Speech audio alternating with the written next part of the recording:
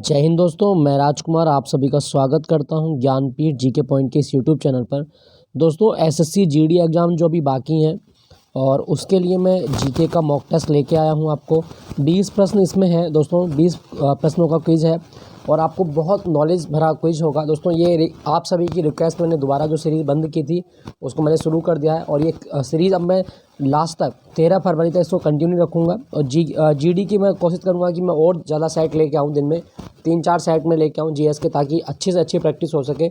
और आप मेरे पढ़ाने का तरीका जानते हैं दोस्तों, मैं दावे के साथ कहता हूँ जो मैं डिस्कस के साथ क्वेश्चन बताऊँगा आपको वो डेफिनेटली क्वेश्चन आ जाएंगे आपके एग्जाम में। तो चलिए देखते हैं पहला क्वेश्चन क्या है दोस्तों। पहला क्वेश्चन है आपसे कि पंजाब में कौन सा त्यौहार खालसा पंथ की स्थापना के उपलक्ष्य में मनाया जाता है। दोस्तों पंजाब में कौन सा त्यौहार है जो खालसा पंथ की स्थापना के उपलक्ष्य में होता है, वो है आपका बैसाखी। दोस्तों बैसाखी का त्यौहार ही खालसा पंथ की स्थापना के लिए मनाया जाता है। सही जवाब होगा बैसाखी। देखो मैंने आपको यहाँ पे ऑप्शन नहीं लिखे हैं, बस फैक्चुअल क्वेश्चन है, वन लाइनर के हिसाब से मैंने क्वेश्चनों को बनाया है। तो बैसाखी आप याद रखिए, खालसा पंथ की स्थापना। दोस्तों क्वेश्चन आएगा आपके एग्जाम में कि खालसा पंथ की स्थापना कब की गई है। दोस्तों आपको याद रखना 13 अप्रैल सन 1699 ईस्वी को खालसा पंथ की स्थापना की गई।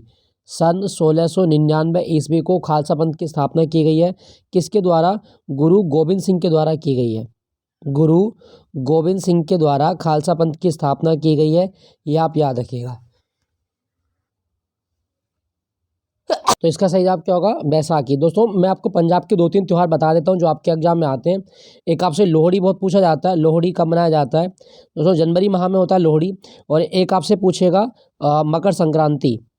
मकर संक्रांति ये भी पंजाब में मनाया जाता है, मकर संक्रांति। तो ये क्वेश्चन आए कभी एग्जाम में कि लोहड़ी और मकर संक्रांति। वैसे मकर संक्रांति पूरे भारत में होता है तो आप इसको स्किप भी कर सकते हैं। लोहड़ी आप मेनली याद रखिएगा। और पंजाब में ना एक मतलब त्यौहार और है, वो है आपका होला मोहल्ला। ये कई बार एग्जाम में आ चुका है ऑलरेडी एग्जाम में, होला मोहल्ला। तो होला मोहल्ला जो त्यौहार है ये होली होती है एक तरीके से। और इसको शुरू किसने करवाया था? दोस्तों गुरु गोविंद सिंह के द्वारा होला मोहल्ला त्यौहार शुरू करवाया गया था। गुरु गोविंद सिंह के द्वारा होला मोहल्ला त्यौहार की शुरुआत करवाई गई थी। तो ये भी आप याद रखें, खालसा पंथ की स्थापना पे बैसाखी का त्यौहार होता है। और दोस्तों कभी क्वेश्चन आए कि जब जलियांवाला बाग कांड हुआ था तो उस दौरान, जलियांवाला बाग कांड के दौरान कौन सा त्यौहार था? दोस्तों जलियांवाला बाग कांड में जो त्यौहार था वो बैसाखी का त्यौहार था, ये भी आप याद रखिएगा। ठीक है दोस्तों, बात हो रही है यहाँ पे पंजाब की। तो पंजाब की ना मैं 3 डांस आपको बताता हूँ। एक भांगड़ा, ये पुरुष होता है, पुरुष प्रधान शैली है ये। और एक आपकी गिद्दा, गिद्दा महिला शैली होती है आपकी, ये महिलाएं करती हैं। एक आपका किकली, किकली बहुत आता है एग्जाम में। और एक आपको मैं बताता हूँ गतका। गतका मार्शल आर्ट है पंजाब की। तो ये सारी चीज़ें आपको याद रखना, गतका पंजाब की मार्शल आर्ट है। क्लियर दोस्तों? और पंजाब में आम आदमी पार्टी की सरकार बनी है और यहाँ का मुख्यमंत्री है कौन है? भगवंत सिंह मान। भगवंत सिंह मान पंजाब के नए सीएम बनाए गए हैं। तो ये त्यौहार आपको याद रखना है। क्लियर है दोस्तों? चलिए अगले प्रश्न की ओर चलते हैं। फिर क्वेश्चन संख्या नेक्स्ट है आपका, किसे सरोज सम्राट की उपाधि दी गई है? दोस्तों सरोज, ये सरोज नहीं, ये सरोज नहीं है, सरोद है एक्चुअल में। ठीक है, ये सरोद है, आप इसको थोड़ा सही कर लीजिएगा। किसे सरोद सम्राट की उपाधि दी गई है? दोस्तों सरोद सम्राट की उपाधि जो मिली है वो मिली है उस्ताद अमजद अली खान को।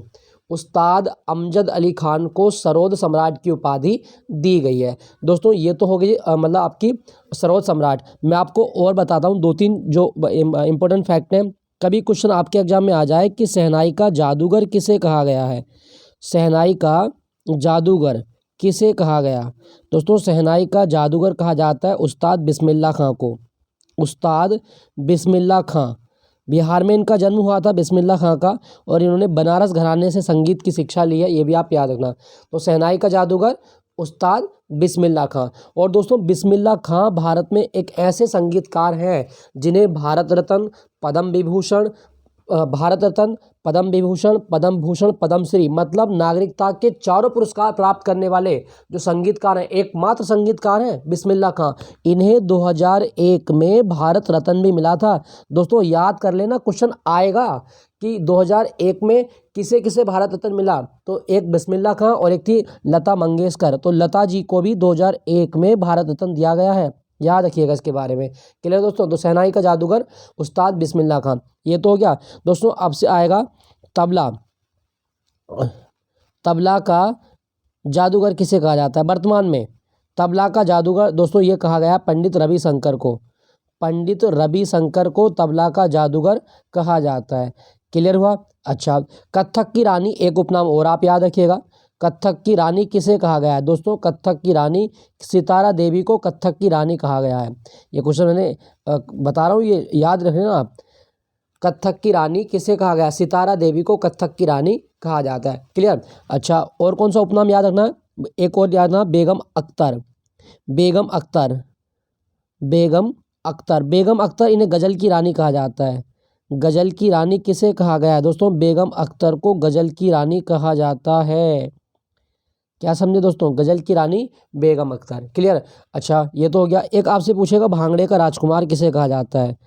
भांगड़े का राजकुमार किसे कहा जाता है दोस्तों? भांगड़े का राजकुमार कहा गया सुखबीर सिंह को। सुखबीर सिंह पंजाब के हैं, तो भांगड़े का राजकुमार सुखबीर सिंह को कहा जाता है। तो जितने भी उपनाम मैंने आपको बताए हैं ये आप याद रखिएगा, आपसे कुछ भी पूछा जा सकता है। क्लियर हुआ दोस्तों? तो ये आप याद रखेंगे। क्लियर? तो आपसे पूछा गया था सरोद सम्राट किसे कहा गया? उस्ताद अमजद अली खान। नेक्स्ट प्रश्न, कार्य की एसआई यूनिट क्या है दोस्तों? कार्य की एसआई यूनिट होती है जूल। कार्य की एसआई यूनिट जूल होती है। और कार्य भौतिक में अदिश राशि होता है। फिजिक्स में कार्य को कैसी राशि माना गया है दोस्तों? कार्य को भौतिक राशि माना गया है, मतलब अदिश राशि माना गया है। कार्य का सूत्र पूछेगा तो कार्य W बराबर होता है दोस्तों एफ एस। और आपने पढ़ा है कि दो सदिश राशियों का डॉट गुणनफल हमेशा कोस होता है, तो आप इसको लिख सकते हैं FS cos थीटा।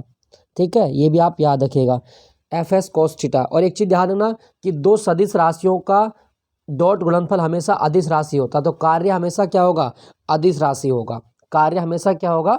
अदिश राशि होगा, ये आप याद रखिएगा। क्लियर हो दोस्तों? अच्छा, क्या कार्य माइनस में हो सकता है? हाँ, बिल्कुल माइनस में हो सकता है। यदि थीटा का मान 180 डिग्री है तो कार्य माइनस में होगा। थीटा का मान यदि 0 डिग्री है तो कार्य प्लस में होगा। और थीटा का मान 90 डिग्री है तो कार्य माइनस में होगा। खैर, इतना डीपली मत जाइएगा, कभी आप फिजिक्स जब पढ़ेंगे तो आपको समझ में आएगा। अभी आप याद रखना कार्य कैसी राशि है, तो कार्य अदिश राशि है और इसका मात्रक जूल होता है। क्लियर दोस्तों? अच्छा, मैं आपको एक मात्रक और बताता हूँ जो आपके एग्जाम में बहुत पूछता है, वो है आपका पास्कल। पास्कल किसका मात्रक है दोस्तों? ये काफ़ी आता है आपके एग्जाम में, तो आप याद है ना, दाब का मात्रक है। पास्कल किसका मात्रक है? दाब का मात्रक है पास्कल। क्लियर? और एक आपसे प्रकाश वर्ष बहुत पूछता है एग्जाम में। प्रकाश वर्ष दोस्तों, प्रकाश वर्ष प्रकाश के द्वारा चली गई दूरी होती है, वो दूरी जो प्रकाश निर्वात में 1 साल में तय करता है, तो प्रकाश वर्ष दूरी का मात्रक है। तो ये भी आप याद रखिएगा। ठीक है, चलिए अगले प्रश्न की ओर चलते हैं। नेक्स्ट प्रश्न है आपका जो पूछा गया है, राष्ट्रीय विधायिका को किस अन्य नाम से भी जाना जाता है दोस्तों? जो हमारी विधायिका होती है इसका दूसरा नाम क्या है दोस्तों? इसका नाम होता है संसद।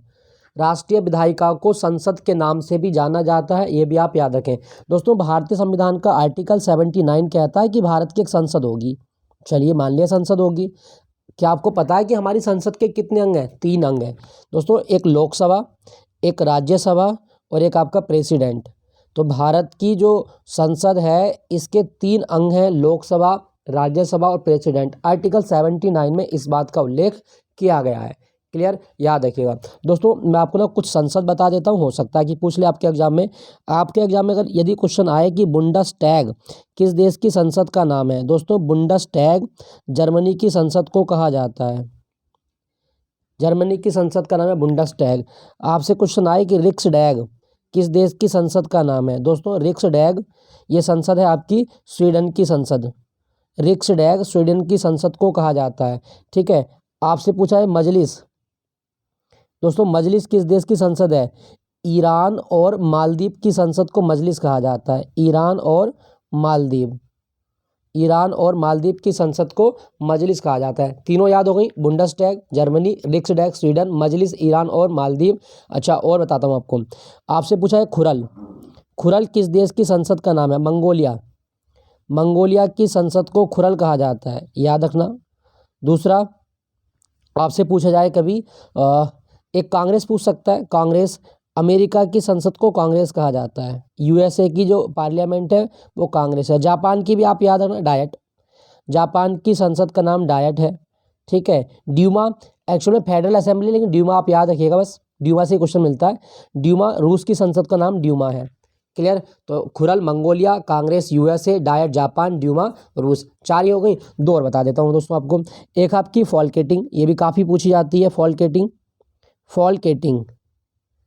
फॉल्केटिंग दोस्तों ये डेनमार्क की संसद का नाम है। फॉल्केटिंग डेनमार्क की संसद का नाम है, आप याद रखिएगा। एक और आप याद रखिएगा, और वो है आपकी मजलिस शूरा। नल्ला पाकिस्तान की संसद का नाम क्या है दोस्तों? मजलिस शूरा। मजलिस शूरा किस देश की संसद का नाम है? पाकिस्तान की संसद का नाम है। ठीक है दोस्तों, तो ये सारी चीज़ें आप याद रखिएगा। राष्ट्रीय विधायिका संसद कहलाती है। दोस्तों अगर आप मेरे स्टूडेंट हैं तो आपके लिए क्वेश्चन है, तो वो क्वेश्चन ये है दोस्तों, वेस्टमिनिस्टर पैलेस ये किस देश की संसद का भवन है? वेस्टमिनिस्टर पैलेस ये किस देश का संसद भवन है? ये कमेंट में लिख के जरूर बताइएगा। मेरे स्टूडेंट तो बता सकते हैं, मैंने सब पढ़ाया आपको क्लास में। वेस्टमिनिस्टर पैलेस किस देश की संसद को कहा जाता है? कमेंट में लिख के बता दें। चलिए अगले प्रश्न की ओर। तो ये आप याद है, राष्ट्रीय विधायिका का अन्य नाम संसद होता है। अच्छा, कभी क्वेश्चन आए ना, लोकतंत्र का मंदिर किसे कहा गया? दोस्तों लोकतंत्र का मंदिर संसद को ही कहा जाता है। नेक्स्ट प्रश्न, संविधान के अनुसार भारत का उपराष्ट्रपति को कितने वर्षों की अवधि के लिए चुना जाता है?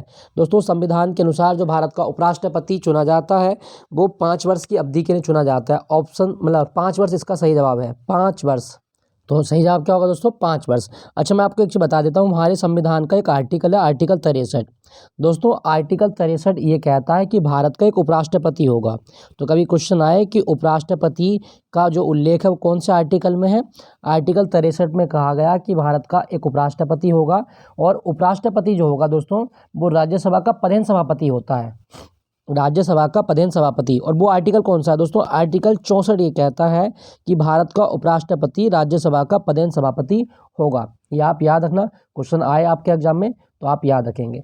क्लियर हो दोस्तों? अच्छा, अगर आपसे क्वेश्चन पूछे दोस्तों उपराष्ट्रपति बनने के लिए न्यूनतम आयु कितनी चाहिए? दोस्तों यदि भारत का उपराष्ट्रपति बनना है तो आपको 35 वर्ष की मिनिमम आयु होनी चाहिए, भारत का नागरिक होना चाहिए, राज्यसभा का सदस्य निर्वाचित होने की योग्यता रखनी चाहिए, लाभ के पद पे ना हो, दिवालिया ना हो, पागल ना हो, दीवाना ना हो, ये सब चीज़ें होती हैं आपकी। दीवाना तो खैर उसमें नहीं लिखा गया, तो ये आप याद रखिएगा। ठीक है, तो दोस्तों अगर आपसे पूछा है कि वर्तमान में भारत के जो उपराष्ट्रपति हैं इनका नाम क्या है? जगदीप धनखड़। जगदीप धनखड़ ये भारत के उपराष्ट्रपति हैं वर्तमान में, और कौन से नंबर के हैं? ये 14वें हैं। 14वें उपराष्ट्रपति हैं। और इनसे क्वेश्चन ये पूछा जाएगा कि उपराष्ट्रपति बनने से पहले किस राज्य के राज्यपाल थे? दोस्तों जगदीप धनखड़ ये पश्चिम बंगाल के राज्यपाल थे उपराष्ट्रपति बनने से पहले, तो ये भी आप याद रखिएगा। क्लियर हो दोस्तों? चलिए दोस्तों, यहाँ पे लिखा गया संविधान। भारत में संविधान दिवस कब होता है? तो 26 नवंबर को संविधान दिवस मनाया जाता है। ये भी आप याद रखेंगे। नेक्स्ट प्रश्न, अगला प्रश्न दोस्तों, 2020 में सैन्य विश्व खेल का आयोजन किस देश में किया गया था? दोस्तों ये 2019, ये 19 मान सकते हैं आप इसको, 19 भी है ये आपका, 19-20 में हुए थे खेल। तो 2019 में सैन्य विश्व खेल का आयोजन ये किस देश में हुआ था दोस्तों? सही जवाब होगा आपका चीन में। सेना के द्वारा खेल थे आपके, तो चीन में 2019 के सैन्य विश्व खेल का आयोजन किया गया था। दोस्तों यहाँ पे मैं अभी बता रहा हूँ ये 2019 है, ठीक है। तो 2020 में सैन्य विश्व खेल चीन। दोस्तों मैं बात करूँ चीन के बारे में, तो चीन के बारे में 2-3 चीज़ें आपको बता देता हूँ। अगर आपसे पूछे चीन की आधिकारिक भाषा क्या है, ये क्वेश्चन आ सकता है आपके एग्जाम में। दोस्तों चीन की आधिकारिक भाषा मंडारिन। चीन की आधिकारिक भाषा मंडारिन है। चीन का राष्ट्रीय खेल क्या है दोस्तों? चीन का राष्ट्रीय खेल है टेबल टेनिस। चीन का राष्ट्रीय खेल क्या है? टेबल टेनिस चीन का राष्ट्रीय खेल है। और चीन में टेबल टेनिस को पिंग पोंग कहा जाता है। क्या कहा जाता है? Ping pong. अच्छा, क्या इसकी कोई मुद्रा भी है? हाँ बिल्कुल मुद्रा है। तो इसकी 2 मुद्राएं हैं, रेनमिनबी और युआन।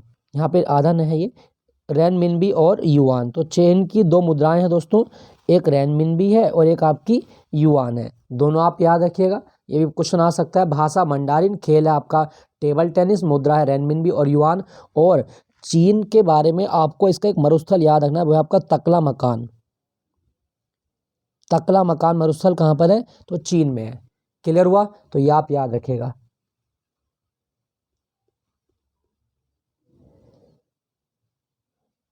बैक स्टिक, यहाँ पे क्या है, ये आज की पीपीटी मैंने खुद नहीं बनाई है, किसी बनवाई है। तो बैक स्टिक शब्द किस खेल से संबंधित है? दोस्तों हमें बताना है कि बैक स्टिक जो शब्द होता है वो किस खेल से संबंधित होता है? हॉकी से। दोस्तों हॉकी से संबंधित होता है बैक स्टिक, ये भी आप याद रखना। दोस्तों अगर आपके एग्जाम में क्वेश्चन आ जाए कि अंतर्राष्ट्रीय मैचों में हॉकी के मैच की अवधि कितनी है? दोस्तों 2019 से हॉकी के मैच की अवधि 60 मिनट हो चुकी है। इसमें मतलब चार क्वार्टर होंगे, ये भी आप याद ना, 15-15 मिनट के 4 क्वार्टर। तो हॉकी के मैच की अवधि 60 मिनट की होती है। और दोस्तों भारत में ना भारतीय हॉकी संघ भी है आपका, ये क्वेश्चन आ सकता है, मैं बता रहा हूँ आपको। भारतीय हॉकी संघ, अगर आपके एग्जाम में क्वेश्चन आ जाए कि भारतीय हॉकी संघ की स्थापना कब की गई है? दोस्तों भारतीय हॉकी संघ की स्थापना 1925 में की गई। और भारतीय हॉकी संघ के अभी नए अध्यक्ष बने थे दिलीप टर्की। तो कभी क्वेश्चन आए कि भारतीय हॉकी संघ के नए अध्यक्ष कौन बने? दिलीप टर्की। और भारतीय हॉकी संघ कब बना था? 1925 में।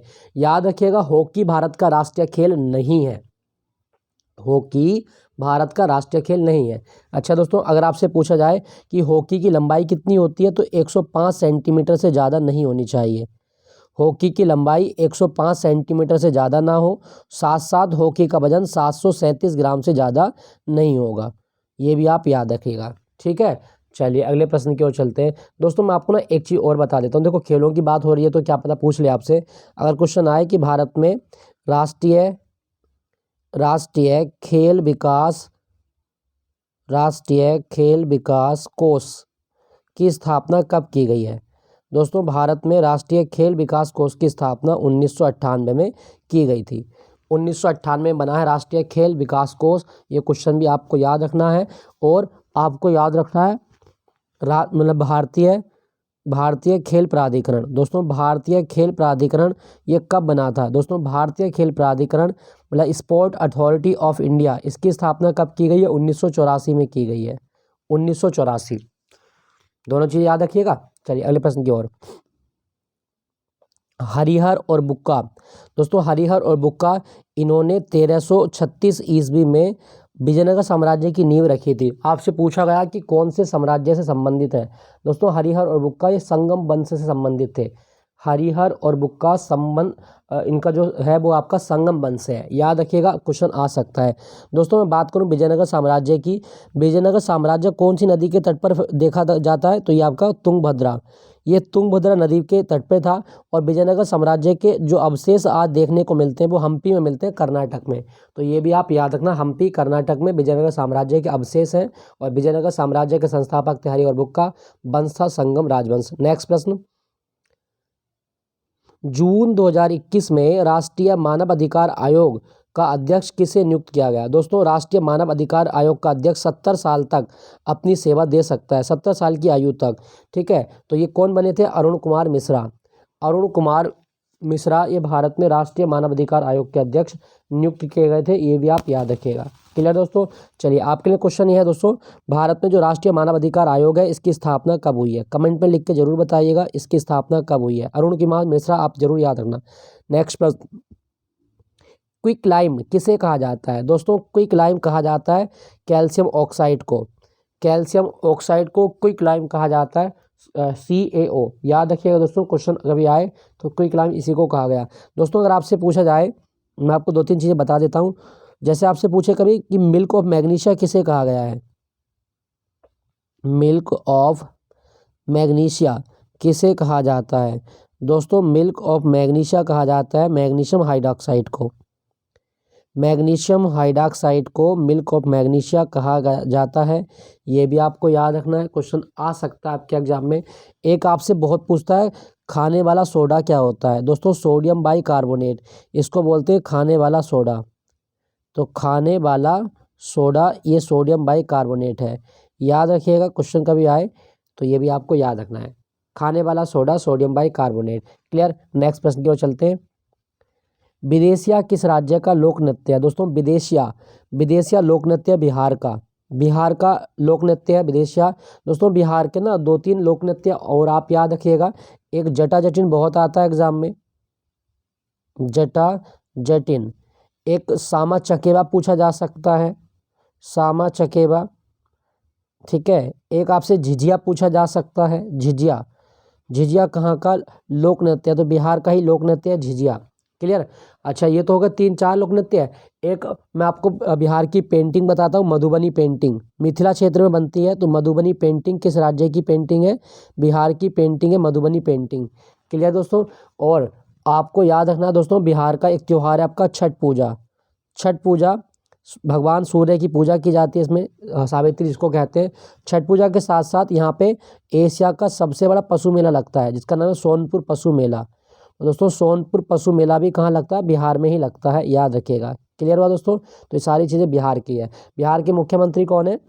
तो नेक्स्ट प्रश्न वही है आपका, 8वीं बार बिहार के मुख्यमंत्री कौन बने हैं? दोस्तों 8वीं बार बिहार के मुख्यमंत्री बने थे नीतीश कुमार। इनकी पार्टी का नाम है जनता दल यूनाइटेड। नीतीश कुमार की पार्टी का नाम क्या है? जनता दल यूनाइटेड।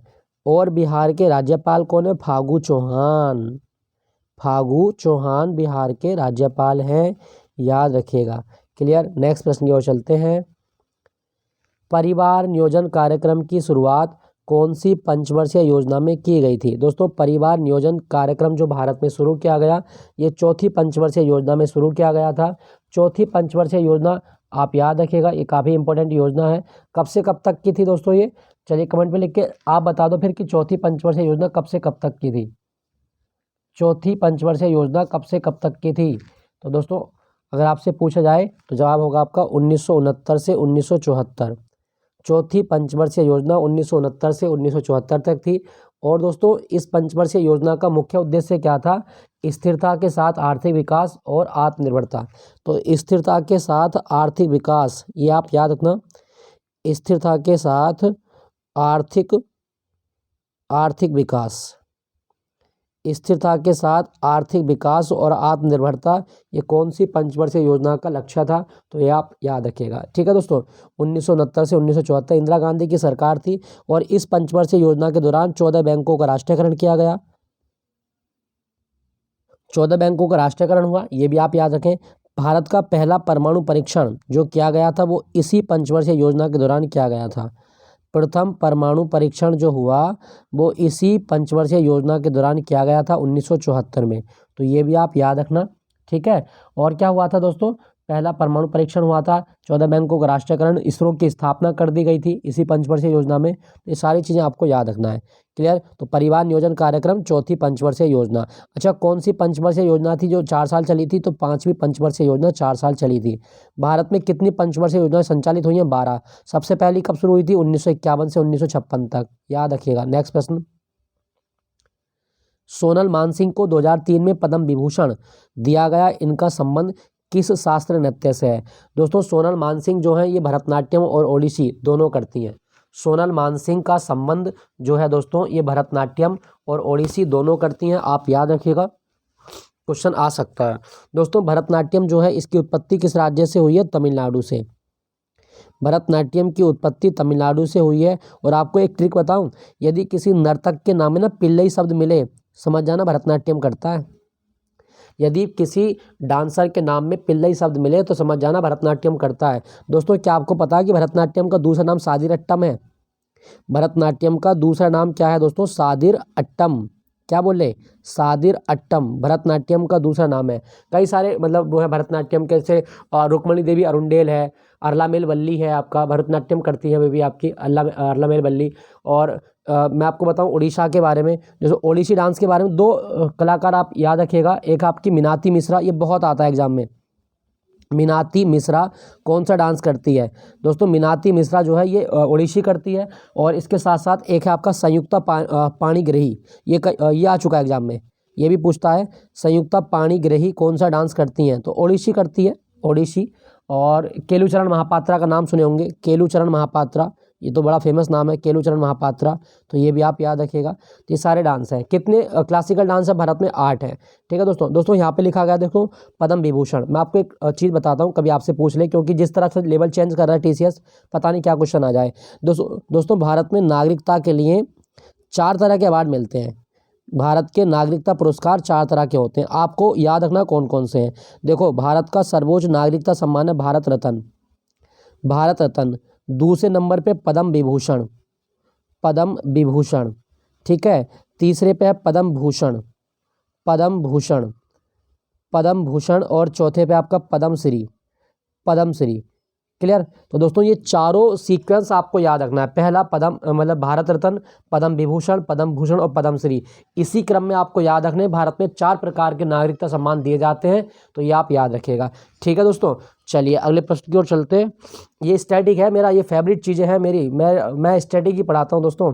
चलिए अगले प्रश्न, CaOCl2 का व्यापारिक नाम क्या है? दोस्तों CaOCl2 यानी कि calcium hypochlorite, chloride, calcium hypochlorite, ये दोस्तों जो नाम है ये किसका नाम है? Bleaching powder. ब्लीचिंग पाउडर को कैल्शियम हाइपोक्लोराइट कहा जाता है, तो इसका सही जवाब होगा आपका ब्लीचिंग पाउडर का CaOCl2। ठीक है दोस्तों आपके एग्जाम में एक शब्द आ सकता है CHCl3, CHCl3 क्या होता है? क्लोरोफार्म, क्लोरोफार्म ये होता है आपका क्लोरोफार्म, याद रखिएगा, ये क्वेश्चन आ सकता है आपके एग्जाम में। एक और याद रखना, methyl alcohol, sorry ethyl alcohol, C2H5 ये एथिल अल्कोहल होता है, एथिल अल्कोहल C2H5 होता है, याद रखना दोस्तों इसके बारे में। क्लियर। तो क्लोरोफार्म का सूत्र है आपका। नेक्स्ट प्रश्न, गोदावरी नदी का उद्गम स्थल कौन सा है? दोस्तों गोदावरी नदी, इसे दक्षिणी गंगा कहा जाता है, ये त्र्यंबकेश्वर से निकलती है, नासिक से। गोदावरी नदी कहाँ से निकलती है? त्र्यंबकेश्वर से निकलती है, नासिक से। ठीक है दोस्तों, मैं आपको कुछ नदियों के उद्गम बता देता हूँ जो आपके एग्जाम में आ सकते हैं। दोस्तों गंगा, देखो गंगा कहाँ बनती है? देवप्रयाग में बनती है, देवप्रयाग। गंगा नदी कहाँ बनती है दोस्तों? देवप्रयाग में। और देवप्रयाग में कौन सी नदी मिलेगी दोस्तों? अलकनंदा से मिलती है, भागीरथी नदी। अलकनंदा से भागीरथी नदी के संगम पर देवप्रयाग बनता है, जहाँ से गंगा बनती है। आपसे पूछेगा दोस्तों कावेरी नदी कहाँ से निकलती है? दोस्तों कावेरी नदी का उद्गम होता है ब्रह्मगिरी की पहाड़ियों से, और ब्रह्मगिरी की पहाड़ी ये कर्नाटक में है। तो ब्रह्मगिरी हिल्स कहाँ पर? आपके कर्नाटक में, ये आप याद रखना। कोडागु जिले में आती हैं आपके कर्नाटक में। ठीक है। आपसे पूछेगा नर्मदा नदी कहाँ से निकलती है? दोस्तों नर्मदा नदी मध्य प्रदेश में अमरकंटक से निकलती है। नर्मदा नदी मध्य प्रदेश में अमरकंटक से निकलती है, ये भी आप याद है। MP की बात हो रही है। दूसरा आपसे पूछेगा कृष्णा नदी, कृष्णा नदी का उद्गम कहाँ से होता है? दोस्तों कृष्णा नदी का उद्गम महाबलेश्वर से होता है, महाबलेश्वर का पठार। तो महाबलेश्वर जो है दोस्तों ये महाराष्ट्र में है, आपका महाराष्ट्र में। तो ये भी चीज़ें आप याद रखें। गंगा देवप्रयाग से, कावेरी नदी ब्रह्मगिरी की पहाड़ियों से, नर्मदा अमरकंटक से, और कृष्णा नदी महाबलेश्वर से निकलती है। 4 नदियाँ हो गई, स्क्रीनशॉट लें, बाद में याद करिएगा। साफ करता हूँ इसको, गंगा देवप्रयाग, कावेरी ब्रह्मगिरी, नर्मदा अमरकंटक और कृष्णा महाबलेश्वर। क्लियर। 2 नदियाँ और बता देता हूँ दोस्तों आपको। एक आपकी झेलम नदी, ये बहुत आती है एग्जाम में दोस्तों। झेलम नदी 2 झील है इसका स्रोत, वो है आपकी बेरीनाग और शेषनाग झील। तो बेरीनाग व शेषनाग झील दोस्तों यहाँ से कौन सी नदी का उद्गम है? तो जवाब होगा दोस्तों झेलम नदी, और ये जम्मू कश्मीर से निकलती हैं आपकी। क्लियर दोस्तों, ये भी आपको याद रखना है। अच्छा कोई और नदी जो आपको याद रखनी है? हाँ एक नदी और याद रखिएगा, वो है आपकी सतलज नदी। सतलज नदी दोस्तों, सतलज नदी ये भारत में उत्पन्न नहीं होती है, ये राकसताल से निकलती है, राकसताल। और राकसताल जो है ये दोस्तों ये कैलाश मानसरोवर के पास है आपका। तो कैलाश मानसरोवर के पास में सतलुज नदी का उद्गम है। और ये भारत में किस दर्रे के सहारे प्रवेश करती है? सिपकिला दर्रा, सिपकिले दर्रे के सहारे ये हिमाचल में आती है, किन्नौर जिले में। तो ये भी आप याद रखिएगा। तो मैंने जितनी नदी आपको बताई हैं ये सारी आपको याद रखनी है। क्लियर। नेक्स्ट प्रश्न की ओर चलते हैं। क्या कहा गया है? क्वेश्चन है दोस्तों, पॉकेट डायनेमो भारत में किस ओलंपिक विजेता को कहा जाता है? दोस्तों पॉकेट डायनेमो कहा गया है KD जादव को। Super important question, super important question आ सकता है इनके बारे में एग्जाम में। 4-5 स्टार लगाए हैं, रट लेना। पॉकेट डायनेमो किसका नाम है? KD जादव का नाम है पॉकेट डायनेमो। दोस्तों स्वतंत्र भारत में पहला ओलंपिक पदक व्यक्तिगत कैटेगरी में किसने दिलाया था भारत को? दोस्तों स्वतंत्र भारत ने पहला व्यक्तिगत ओलंपिक पदक 1952 के हेलसिंकी ओलंपिक में दिलाया था भारत को KD जादव ने। तो हेलसिंकी ओलंपिक 1952 में कुश्ती में भारत को पहला पदक मिला था, और इन्होंने जो पदक जीता था वो था कांस्य।